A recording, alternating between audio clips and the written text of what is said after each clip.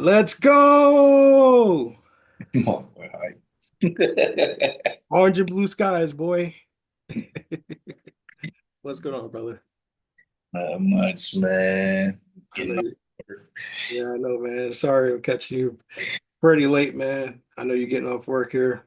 Uh, thanks for, joining this conversation with me. Really, I'm just, you know, we always talking about basketball, making good conversations. I feel like other people can join and just give other perspectives and stuff. So, really, man, just wanted to chat it up with you. You being our resident Celtics fan, and obviously I'm repping the orange and blue skies. Sorry, Knicks. Nobody thought the Knicks would pull this one out, and obviously I didn't. Tell the truth. I mean, you're hopeful and whatnot, but I'm glad it fell the way it did. I've been a Knicks fan obviously since I was born. I'm born in Connecticut. I say I'm from nowhere. By the way, I'm Brandon. I'm the host of the channel here. My co-host, brother from another, Jimbo. Just call me Bino.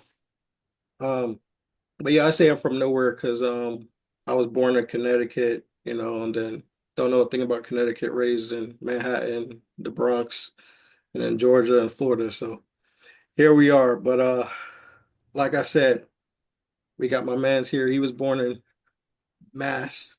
Boston, Massachusetts, Roxbury. I'm a lot less travel than my boy here. Just Boston born, bred up until 9, and then moved down to Florida. Been living here ever since. Yes, sir. So I had to ask you, man, post this the series, how are you feeling?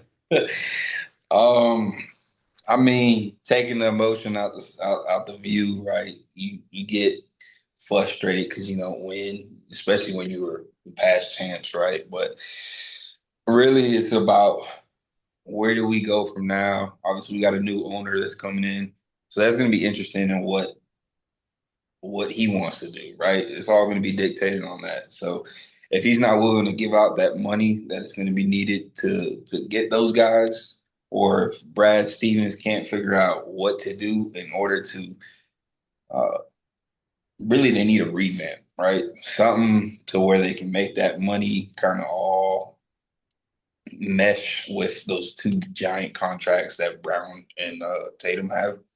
Yep. So the biggest thing I need to know is center. I feel like our center position with Cornette, he had a couple good games, but I'm not going to say he's going to be the guy I'm going to rely on as my starting center. Mhm. Porzingis, we won the year before without him. I think we had him first round, second roundish, but he got injured. Right now, he has a sickness, so he was Yeah, like, man. he was like, I can't even say what he was like on camera, but but he wasn't somebody that I want to see return to the team. Either he's not available or he just doesn't play up to the standards of what we need in order to repeat or continue winning championships. Mhm. Fortunately, Tatum and Brown, they've been in the league, so they have a lot of good experience. They've won a lot. They just never got to the big game, and when they did, they lost the first one. They won the second one, and now they don't even make it back. So they're pushing close to 30 now. So I'm not saying their time's running out, but they're wasting a lot of prime years and not having the people they need around them. So that's kind of my take. I feel like we got to get rid of some of the Al Horfords, replace them. Definitely find a new center to put us in the right direction. And then I think really the three mains or four mainstays: Tatum, Brown, Derek White, and Pritchard. I keep those, and well, I'm rebuilding the rest of the team. I like that take, man. I like that. Yeah, I mean that's you guys definitely got a lot of decisions, to come. I was actually watching Brad Stevens like post season, meeting today, and he was talking about, kind of just letting everything play out over the next couple or next few weeks, then making a decision and talking about what's going to happen from there. But especially with Tatum going down with that kind of made it seem like you know that was like the end of an era, for the Celtics. And I think Derek White wound up saying it in one of the meetings post game where he was like, we won't be back. Um, but asking about that series, circling back to that, would you say the Celtics lost that series or the Knicks won that series? Before I hit that, I want to kind of touch on something you said. End Mhm. of an era, I feel like I've heard this a couple times. I feel like that's so dramatic. Like, Okay. yes, I understand he's had a very serious injury, but sports medicine is so different. There's been numerous of athletes like Adrian Peterson, who came back and had one of the greatest running back years ever. KD came back and he's still been a killer back in the league. Even Paul George was just separate from the Achilles tear, but he destroyed his whole leg and he's still out here hooping. So I feel like sports medicine is in a different place, especially now. I feel like he'll get back quicker than a typical uh, Achilles tendon tear. But I feel like people are being so dramatic. If you go back to the years of LeBron when he kept shooting us out the playoffs, um, I mean it's no different than then. The Knicks just kind of they beat us, right? I don't think it's end of an era. Even if you look in the series, and I guess I'm tying into your new question. Um, what I feel like happened there, man, is just Tatum and Brown. They just did not close, right? They had 20 points leads, I think, in each game besides game six. Obviously, because Tatum was out as well, that was a contributing factor. But they've been up throughout the series. And then there was something that happened that nobody could hit a shot. So if I look at it, I'm looking at my two superstars that get paid the most. You have to find a way to make a shot. You have to find a way to slow the team down. And another big thing, I don't know if it's injuries, I don't know if it's, I don't know what it is, but the defense this year, the defensive intensity, the hunger that there was, like a Jalen Brown to go lock up Luka Doncic in that final series last year. Yeah. I didn't see that kind of Yeah. ferocity, Right. if I'm saying that correctly, Yeah. Yeah. ferociousness on defense that they wanted it as much as they did last year. There was something missing. There was too much cute boy doing all this, dribbling, dribble, and trying to one-on-one ISO the New York Knicks to death. And I Yeah. think I even told you this, which I give Knicks all the credit. Brunson, he was hitting big shots, right? Shot There was Brunson, big body JB, Brunson. Jalen, I'm dead. Jalen Brown, he was talking about being resilient, but really the Knicks were the most resilient team. Being down 20 so many times, you find yourself in a hole, and we've all played basketball to some degree. When you get down and you're like, you know what, chalk it up, it's whatever we lost, just finish the game out. They were like, no, we'll come back. We'll be all right. So I just feel like that's a combination of the Knicks' resilience, the Celtics getting too ISO heavy. Porzingis, I'll keep bringing it back to him because he's supposed to be one of my top guys. He's supposed to be the unicorn, and I think he averaged. I don't know the numbers off the top of my head, but it was something like 7 and 6 or something like that, 5 and 7 Yeah, it wasn't good. for being 7'4", for being a what 70, $80 million player, and you're giving me that horse. You know what? I mean, that was absolutely ridiculous. I'm surprised he made it out of Boston. Well, he was sick, man. He was sick. You definitely gotta, he did what he could. Brad Stevens was even talking about, he felt bad for him, and it's sad to see. He obviously came from the Knicks originally, so it's sad to see where he was because I remember, back when we were really watching basketball back in the day, like 2011, 2012, 2013, is when we started kind of getting into it like that. And KP, just came into the league. He was like supposed to be the second coming of KD, but Latvian. But it's just sad to see kind of where he's at now. Definitely hope he, comes back next season. Obviously when I said end of an era, I was saying as far as the team, JT's coming back. We all know he's going to come back. He's still young enough to come back and perform very well, like you said, with sports medicine and stuff. But as far as that team, definitely, like you said, we'd want to keep that core. I would say if I like was a Celtics manager, you want to keep that core. You want to keep Derek White. You want to keep your Jaylen Brown. You want to keep JT, obviously. And obviously kind of everybody from there. Peyton Pritchard. Definitely. But aside from that, Horford's old. He's getting out of there. He's probably not going to play with JT again. I mean, he might. Maybe he'll find a fountain of youth like LeBron, but who knows what's going to happen there. But really, man, I think that it's just a special time, because nobody counted the Knicks in, except for the Knicks, and some fans, and it's like right now the whole world is celebrating the Knicks, doing well, and it's almost like it's like serendipity, it's like obviously we play 2K and season 7 just came out, you know, that's not sponsored by the way. But but I had a feeling they would do for season 7. Jalen Brunson's a featured athlete, and now you're getting, the rec courts orange and blue. It's like even 2K celebrating the Knicks win over the Celtics, man. So Don't forget the Statue of Liberty on the legs. oh yeah, I mean obviously, man, that's how it is, man. But now we gotta look forward to this new series. It's the Knicks versus Pacers. Obviously, that's one of the storied, playoff, rivalries throughout NBA history. So what do you think? Like, let's say, Pacers. Like, what do you think what's gonna happen in this next round? Next Pacers, how many games, all that jazz. I think it's a 7 game series for sure. Yeah. I think um, I don't know everything about the Pacers. I don't follow them as heavy as I do the Celtics, obviously. But I know Halliburton's hitting some big shots. He's playing big in the moment. If somebody's the equal to Jalen Brunson right now in the fourth quarter, just on sheer, hitting shots and game winners, right now it has to be Halliburton, right?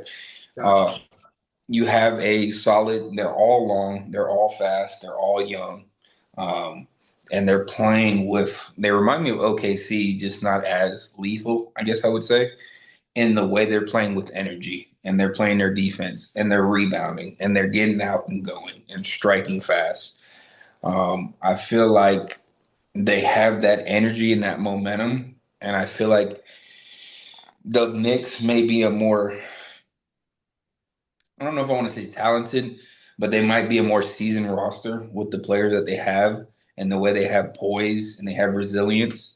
But I also feel like that energy is going to match.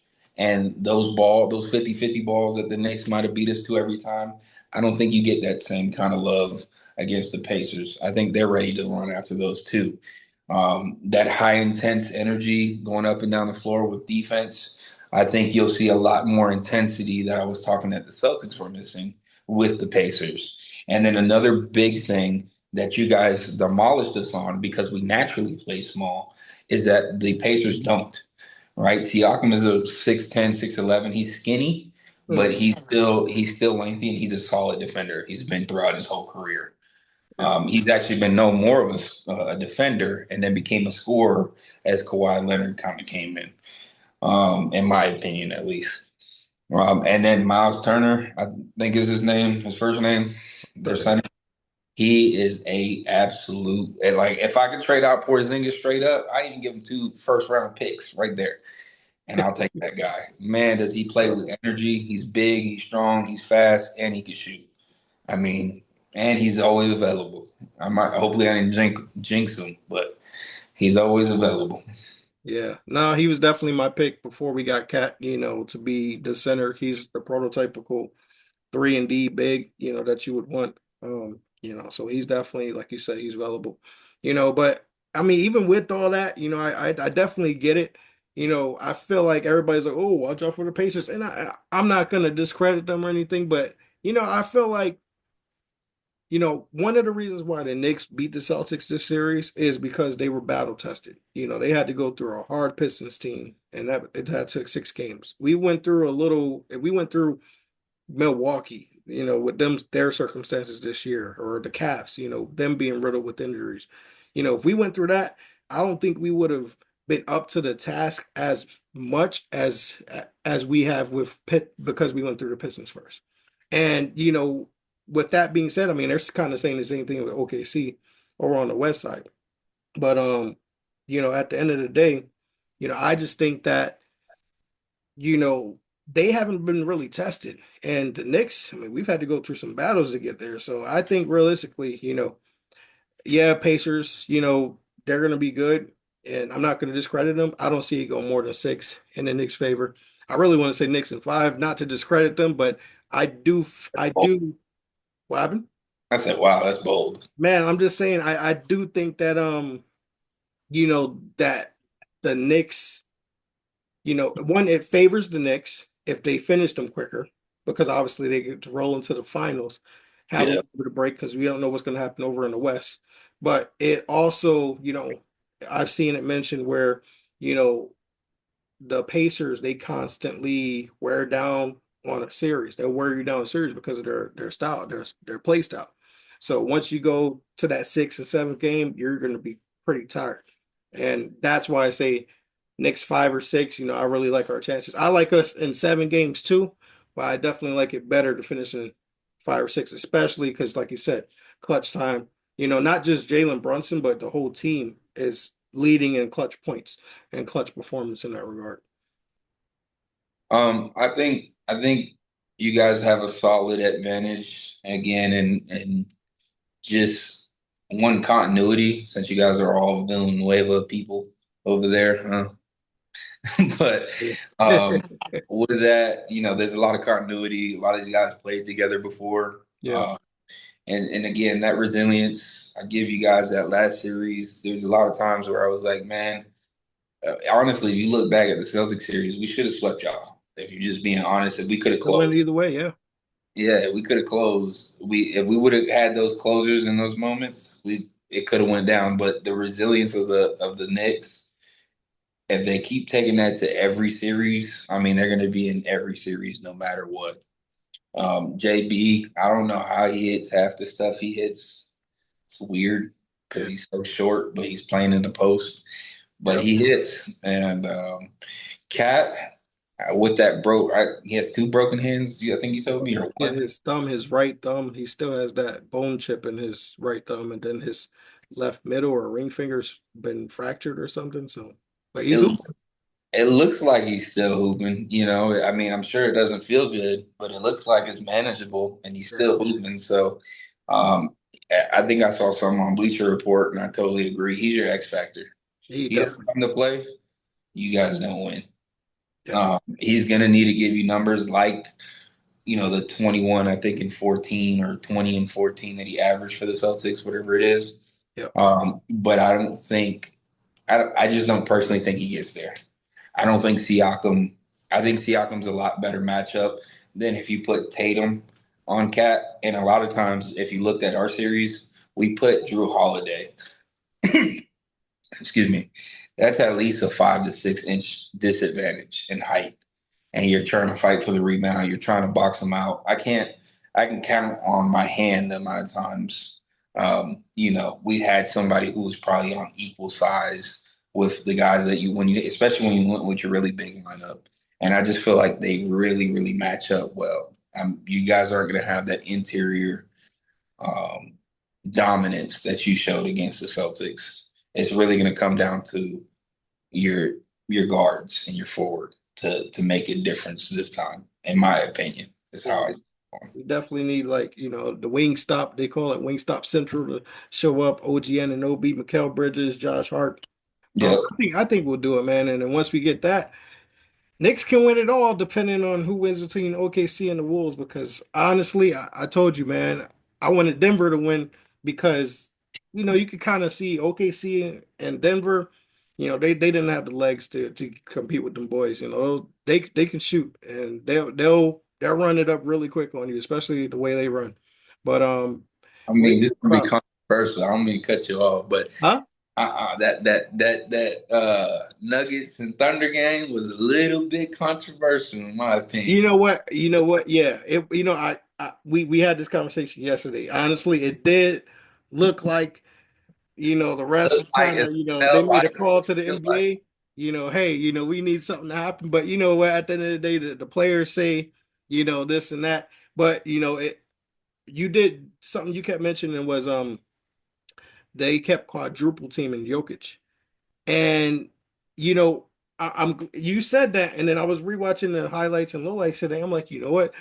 Everybody's looking at Jokic and they're collapsing on him, but the thing with Jokic is there was opportunities where he could have kicked it out to MP, Michael Porter Jr., or Aaron Gordon, and Jamal Murray, but he wasn't doing that. So I think we also need to, and this is a little hot take, but I think we also need to evaluate his IQ under pressure a little bit because we've seen him do the 60-point triple doubles and all that stuff. But, I wonder if that makes you look at him a little differently in that. And yes, right now he's currently the best basketball player. He has super high IQ. But when it counted most yesterday, yeah, he was winded and stuff. He was getting fouled. But you got four people, five people looking at you. You got three, four teammates open, and you got to make that pass. Um, that's actually a hot take that I didn't think about, and I'm sitting here looking up now because I'm thinking about it. Yeah, I mean, I'm thinking about like a Shaq back in the day.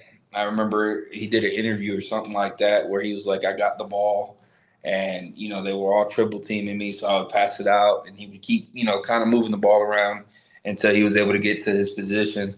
But I think, and I'm not trying to give excuses. I mean, he don't need excuses.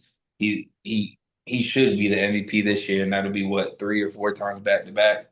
But, um, I mean, the way they were mauling him, man, and some were clean. I'm not saying every steal was dirty, but they were smacking him, grabbing his arm, and I felt like the league, I know they got their moments of, play hard and play through, but that game, man, it looked like they was beating him down, and then you go on the other side, the SGA was getting some little, little ticky tacks, and it was a Definitely little need more. interesting.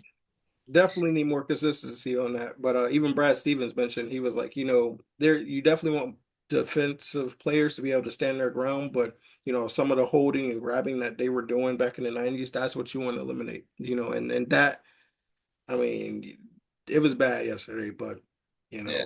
at the I, end of the day,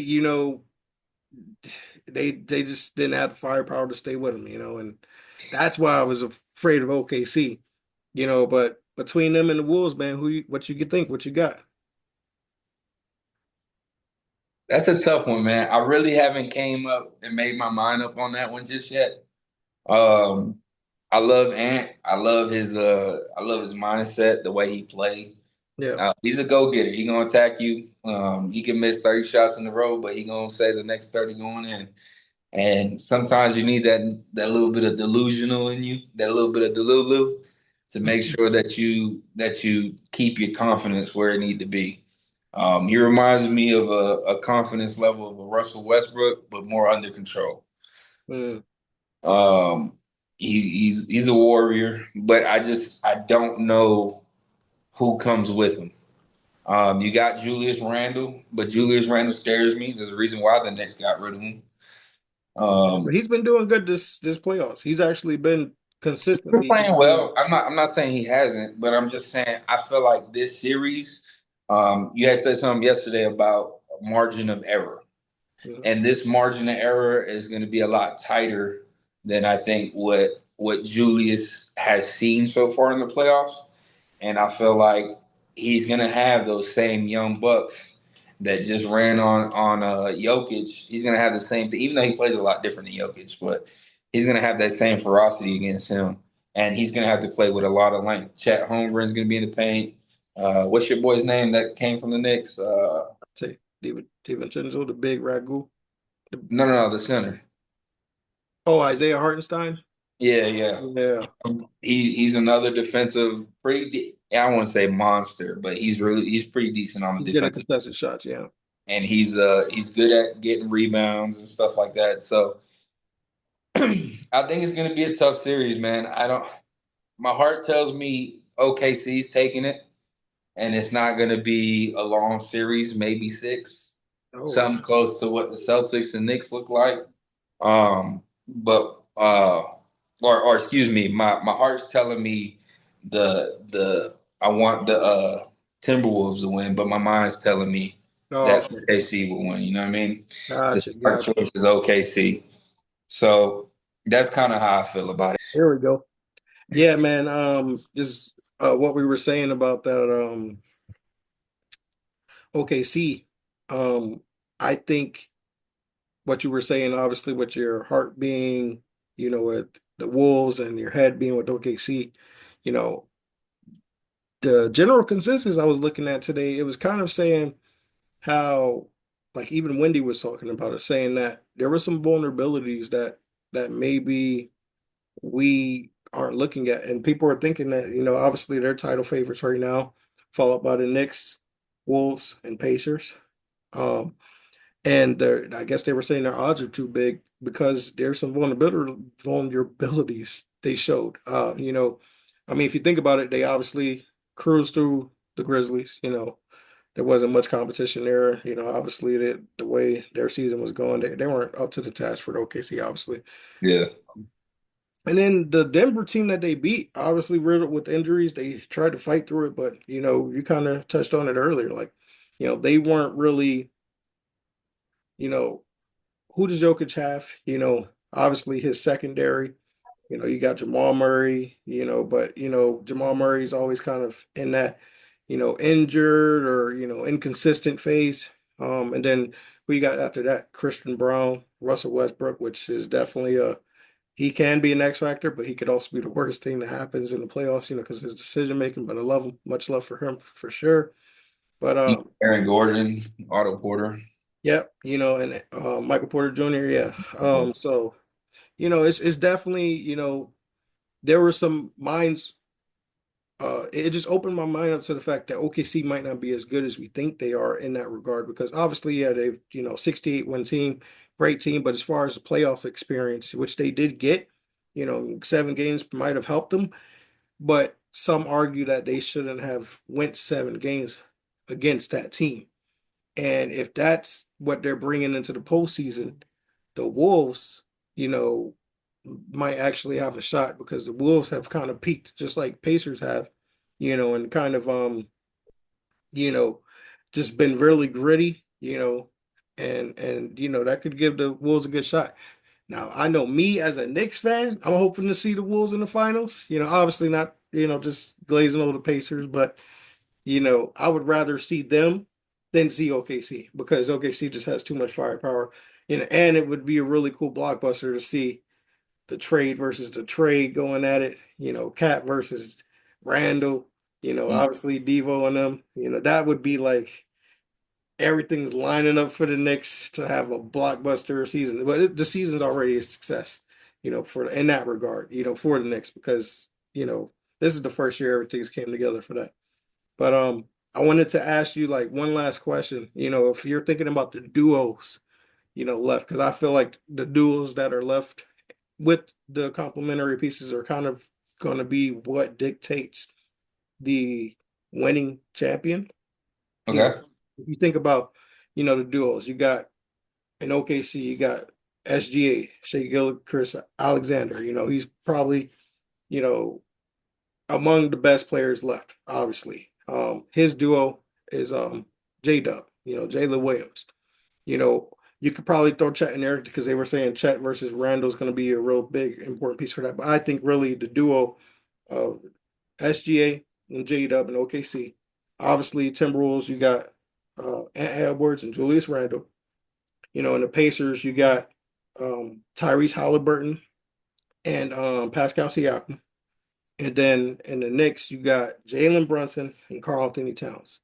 So out of those duos, what do you think is the strongest team? Or what do you think is going to be most important in that? Starting with the duos, who do you think has the strongest duos left? The way I break things down in my brain when I think about basketball is is matchups, right? So if I'm picking a matchup that I like the most,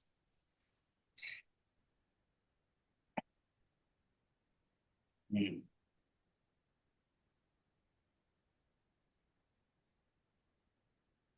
I think I'm liking that Thunder duo the most.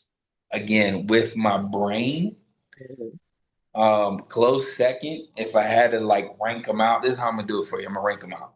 Yeah, So I got probably SGA and J Dub first, and then at like a 1 or 2A, 2B situation, I got Jalen Brunson and Cat, and I got Anthony Edwards and Julius Randle. And Ant would be my number one pick, but I'm not sold on Julius. He's what's bringing it down for me. gotcha. And then I would go with just because Halliburton, I've seen him just disappear. I think he's the one with the most to prove out Hmm. of all the number ones. Because when I look at this, I'm looking at it as SGA, Brunson, and Anthony Edwards, and Halliburton. I'm looking at them as the primaries, and then the other ones are the secondaries. I And think I'm that's kind what's of doing going a to be. matchup amongst them and seeing what's the best in my opinion. Yeah, So if I I had to think break it down, that mhm, would be how I would break it down. that's perfectly valid. And that kind of echoes the sentiment everybody's saying that the number twos are going to define who the number ones, who wins out of them. Yeah. I think that's important. Now, out of the number twos, I think the best number two is Cat, as long as he's consistent, because he kind of has that same, he'll give you 10 1 game, but then, you And know, that's what brings Brunson down for me. mm, Is that I gotta look at inconsistency when I'm looking at a of player. course. Because if he doesn't show up, that could be a game in the series that you lose, Mm, and that could mean the whole series. You just never know. yeah. But in fairness, throughout the Celtics series, I don't think he really had any of those 10-point performances. Like first series with the Pistons, he did. But Yeah. throughout the Celtics, he averaged, I think, 21 and 14 or something. So he But didn't. not to cut you off on that, Mhm. because I do have something to rebut to that, is that the Pistons did play bigger.